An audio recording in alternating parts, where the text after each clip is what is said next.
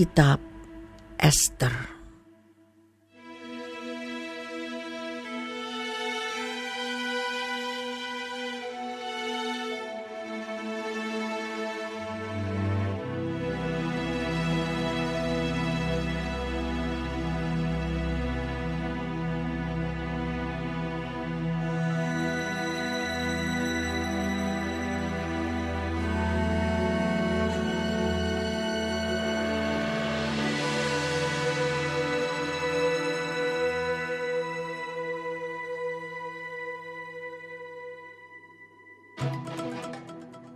Pada zaman Ahasiweros, dialah Ahasiweros yang merajai 127 daerah, mulai dari India sampai ke Ethiopia.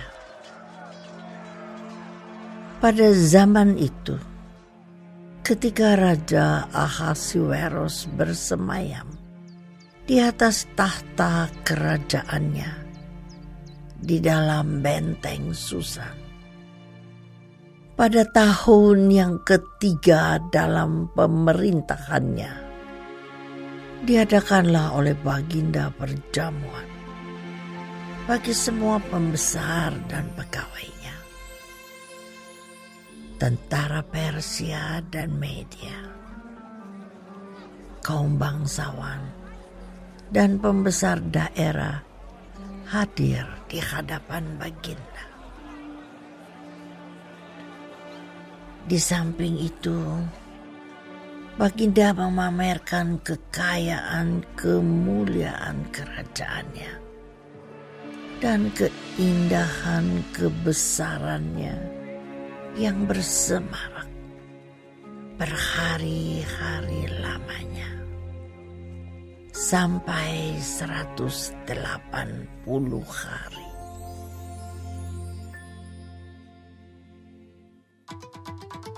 Setelah genap hari-hari itu, maka raja mengadakan perjamuan lagi 7 hari lamanya bagi seluruh rakyatnya yang terdapat di dalam benteng Susan, daripada orang besar sampai kepada orang kecil, bertempat di pelataran yang ada di taman istana kerajaan. Di situ tirai-mirai daripada kain lenan, mori halus, dan kain ungu tua yang terikat dengan tali lenan halus dan ungu muda, bergantung pada tombol-tombol perak di tiang-tiang marmer putih, sedang katil emas dan perak ditempatkan di atas lantai pualam marmer putih, gewang, dan pelingkap.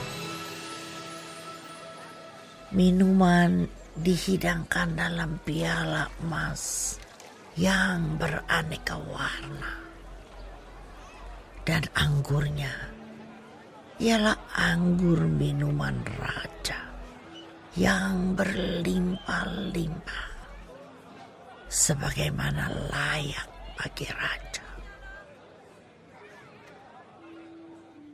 Adapun aturan minum ialah tiada dengan paksa,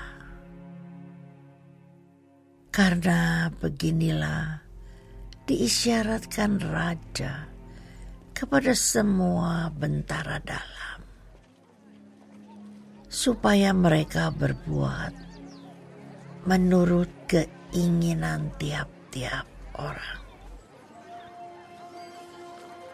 Juga Wasti, sang ratu, mengadakan perjamuan bagi semua perempuan di dalam istana Raja Ahasiweros. Pada hari yang ketujuh, ketika raja riang gembira hatinya karena minum anggur, bertitahlah baginda kepada Mahuman, Wista, Harbona, Bikta, Abakta, Zetar, dan Karkas,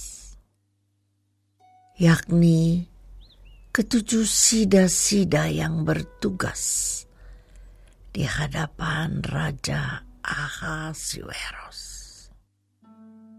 supaya mereka membawa Wasti, sang ratu, dengan memakai mahkota kerajaan menghadap raja untuk memperlihatkan kecantikannya kepada sekalian rakyat dan pembesar-pembesar.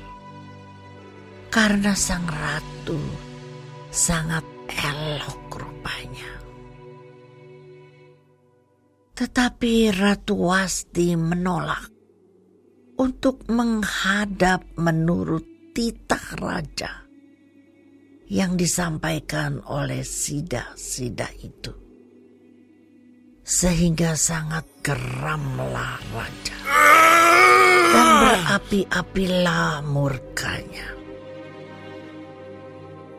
Maka bertanyalah raja kepada orang-orang arif bijaksana, orang-orang yang mengetahui kebiasaan zaman.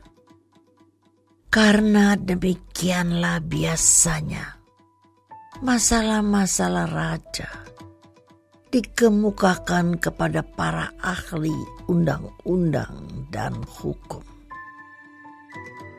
Adapun yang terdekat kepada baginda ialah Karsena, Setar, Atmata, Tarsis, Meres, Marsena, dan Memukan, ketujuh pembesar Persia dan Media yang boleh memandang wajah raja dan yang mempunyai kedudukan yang tinggi di dalam kerajaan. Tanya raja, apakah yang harus diperbuat atas Ratu Wasti menurut undang-undang? Karena tidak dilakukannya titah Raja Ahasuerus yang disampaikan oleh sida-sida. Maka Sembah Memukan di hadapan raja dan para pembesar itu. Wasti sang ratu bukan bersalah kepada raja saja, melainkan juga kepada semua pembesar dan segala bangsa yang di dalam segala daerah Raja Ahasuerus. Karena kelakuan sang ratu itu akan merata kepada semua perempuan, sehingga mereka tidak menghiraukan suaminya. Apabila diceritakan orang, Raja Ahasuerus menitahkan supaya Wasti sang ratu dibawa menghadap kepadanya. Tetapi ia tidak mau datang. Pada hari ini juga, istri para pembesar raja di Persia dan Media yang mendengar tentang kelakuan sang ratu akan berbicara tentang hal itu kepada suaminya, sehingga berlarut-larutlah penghinaan dan kegusaran.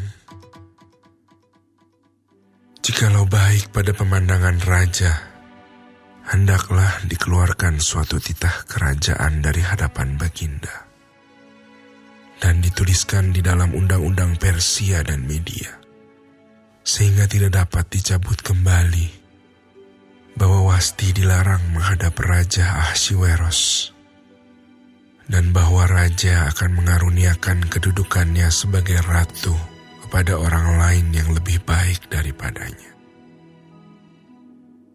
Bila keputusan yang diambil raja kedengaran di seluruh kerajaannya, Alangkah besarnya kerajaan itu. Maka semua perempuan akan memberi hormat kepada suami mereka, daripada orang besar sampai kepada orang kecil. Usul itu dipandang baik oleh raja serta para pembesar. Jadi bertindaklah raja sesuai dengan usul memukan itu. Dikirimkanlah oleh Baginda surat-surat ke segenap daerah kerajaan. Tiap-tiap daerah menurut tulisannya. Dan tiap-tiap bangsa menurut bahasanya, bunyinya. Setiap laki-laki harus menjadi kepala dalam rumah tangganya dan berbicara menurut bahasa bangsanya.